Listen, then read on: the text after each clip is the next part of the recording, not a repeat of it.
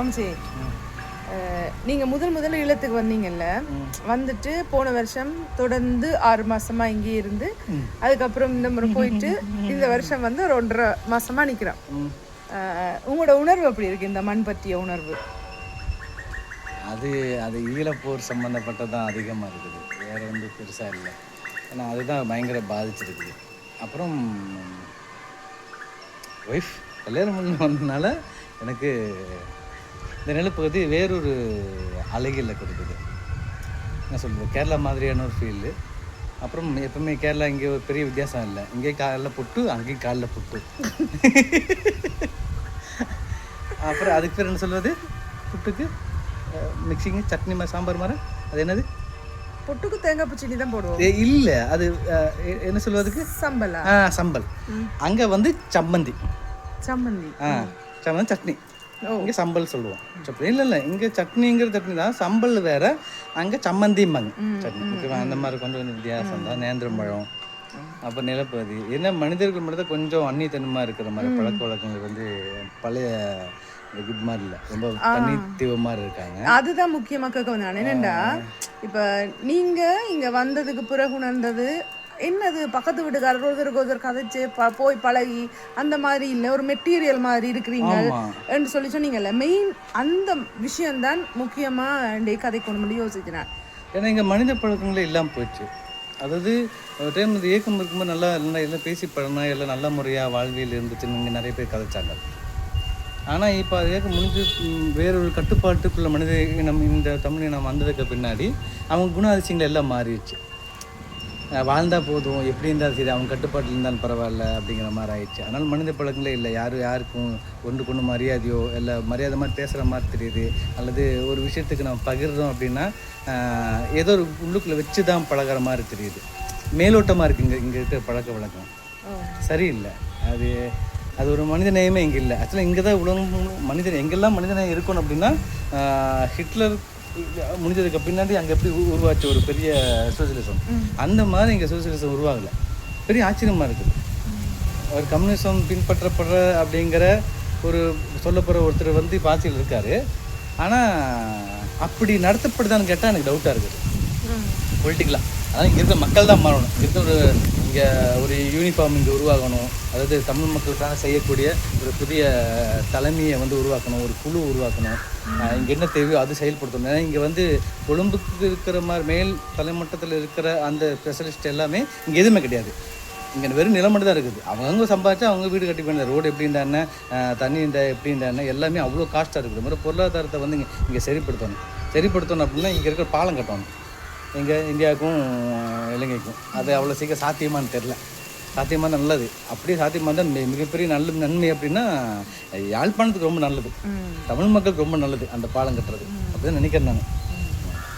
ஆரம்பத்தில் இப்படி தான் இருந்தது. என்னென்னா இந்த மாதிரி மெட்டீரியலான வாழ்க்கை முறை இருக்கே இல்லை.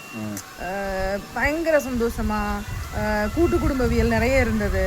அதே நேரம் ஒரு வீட்டில் சமைக்கிறேன்றாலே வந்து அந்த குடும்ப அங்கத்தவர்களுக்கு மட்டும் சமைக்கிற இல்லை, எக்ஸ்ட்ரா ஒரு 4-5 பேருக்கு சேர்த்து சமைக்கிற அந்த பண்பாடு இருந்தது. அப்போ வீட்டு யார் வந்தாலும் சாப்பிடாம அனுப்புறது இல்லை, கண்டிப்பாக சாப்பிட வச்சு தான் அப்படி அனுப்புறது. ஒரு வீட்டில் ஒரு பலகாரம் செய்கிறோம்னு சொல்லி சொன்னால் அது குறைஞ்சது ஒரு 25-30 வீட்டுக்கு அந்த பார்சல் வந்து அப்பமா கட்டிக்கு தருவா, அந்த வீட்டுக்கெல்லாம் கொடுத்துட்டு வாங்கொண்டு அந்த கொடுத்து பகிர்ந்துண்டு வாழ்ந்து அந்த சந்தோஷம் இருந்தது. மற்றது சோஷியல் மீடியா அப்போ இல்லை தானே. அப்போ மக்கள் நாங்கள் நிறைய கதைச்சு நிலவொளியில் இருந்து கதைச்சதில் இருக்குது. இந்த மாமரத்துக்கு கீழே, இந்த இதே காணியில் இந்த மாமரத்துக்கு கீழே கச்சான் வறுத்து போட்டு உடைச்சு சாப்பிட்டு நாங்கள்லாம் கதைச்சிருப்போம். அந்த இரவுகள் அப்படி கடந்து போனது நிறைய. ஸோ இப்போ எப்படின்னு சொல்லிச்சுன்னா உண்டு மக்கள்கிட்ட மனமே இறுக்கமாக இருக்கண்டா, பொருளாதார நிலையில் வந்து பயங்கர சிக்கல் இருக்குது இங்கே. மற்றது பாதி நாட்டை விட்டு வெளியால் போயிட்டாங்க, அது வேற ஒன்று இருக்குது. மற்றது கூட்டு குடும்பவியல் எல்லாம் உடைஞ்சு தனித்தனியாக அது ஒரு பாட்டில் நிற்கிது. அதை விட அப்போ கட்டி காத்து அந்த வயசானாக்கள் அந்த குணங்கள் கொண்டாக்கள் எல்லாம் இறந்திறந்து போக ஒரு வித குழப்ப நிலையிலும் உருவாக தனித்தனியாக அவங்கவுங்க வாழ தொடங்குறாங்க. ஒரு மெட்டீரியல் மாதிரி தான் இருக்குது. உண்மையை சொன்னால் பக்கத்து வீட்டில் போய் கதைச்சு பக்கத்து வீட்டில் யார் இருக்கிற முகமே சில தெரியாமல் தான் இருக்குது. அது சரியான ஒரு மன வருத்தமும் வெக்கமாகவும் தான் இருக்குது ஒரு பக்கம் பார்க்க போனால். அந்த மெட்டீரியல் லைஃப் வேணாம். இப்போ நான் உங்களோட ஊருக்கு வரைக்கல, இப்போவும் அங்கே வந்து எங்களோட பழைய வாழ்வியல் இருக்குது பார்த்தேன். நான் ரோட்டில் போய்க்கல கண்டிப்பாகவே தெரியணுமென்று கூட இல்லை. எங்களை தெரியவே முன்ன பின்ன யாருன்றே தெரியாது. ஆனால் சிரிச்சுட்டு போகிறது இல்லை சும்மா கதைச்சிட்டு போகிறது ஏதாவது கேட்டுட்டு போவினோம். அப்போ முதல்ல எனக்கு அப்படி இருந்ததுன்னா யார் தெரியாத ஆட்களுக்கு நான் இதுக்கு பதில் சொல்லணும் அப்படி இருந்தது. பிறகு அது உங்களோட திரியேக்கில் பார்த்தா ஆமாம்ல அவங்களும் ஒரு மனுஷர் தானே, அப்போ அப்படி கேட்கறதுக்கு ஒரு மக்கள் இருக்காளுங்களே இப்பயும். அப்போ அது சந்தோஷமா இருந்தது. அந்த வெறுமை வந்து இங்கே அது வெறுமைன்ற ஒரு உணர்வு வந்து இங்கே இருந்துட்டு இருக்கிறது பெரிய கஷ்டமா இருக்கு இல்லையா?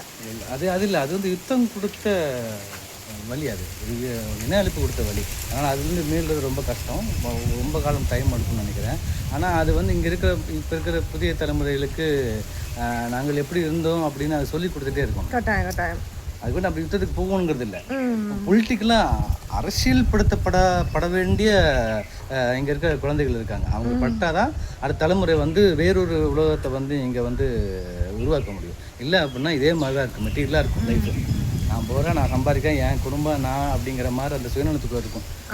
நல்லூர் கோயிலில் இப்போ 25 நாள் சுற்றி எல்லாமே அடைக்கப்படுது அப்படின்னா ஒரு நாள் தான் அடைக்கணும். அது எப்போ தேர் உழுவணும்னா அதுக்குள்ள தான் அடைக்கணும்.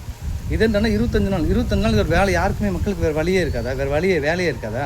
அவங்க வேறு வழியில் போகணும். இப்போ பெட்ரோல் இருக்கிற வழிக்கு நான் சுற்றி போக முடியுமா? இங்கேருந்து அந்த கோயில் வழியாக போனால் கொஞ்சம் பக்கமாக இருக்கும், நான் அந்த அடுத்த தெருப்பு இருக்கும். ஆனால் கிட்டத்தட்ட 2-3 கிலோமீட்டர் சுற்றி போகணும், புரியுதா? அப்போது கோயிலோட அதிகாரம் வந்து சுருக்கப்படணும். தனி மனித விஷயங்களை வந்து கட்டுப்படுத்துறதுங்கிறது சரியில்லை. அதனால் இதெல்லாம் வந்து கேள்வி கேட்கணுமா இல்லை கேள்வி கேட்க பழகணுமா? இல்லை நிறைய விஷயம் இருக்குது சொல்லணும்னா அது பெரிய இஷ்யூ ஆகும். அதனால இன்றைக்கு இந்த கேள்விக்கு ஆடுமன்னு நினைக்கிறேன். வீட்டை போனால் அந்த ஈரப்பிலக்காயை பொரிச்சு ஒரு குழம்பு வச்சு தவசி முருங்கை இலையை வறுத்து அதெல்லாம் டேஸ்ட்டாக அப்படியே வாழை இலையில போட்டு சாப்பிட்டுட்டு அழகா இன்னைக்கு என்ன புத்தகத்தை படிப்போம்னு சொல்லி படிப்போம். அதுக்கு வேறு கர்நாடகம் அது வேறு சொல்ல முடியாது.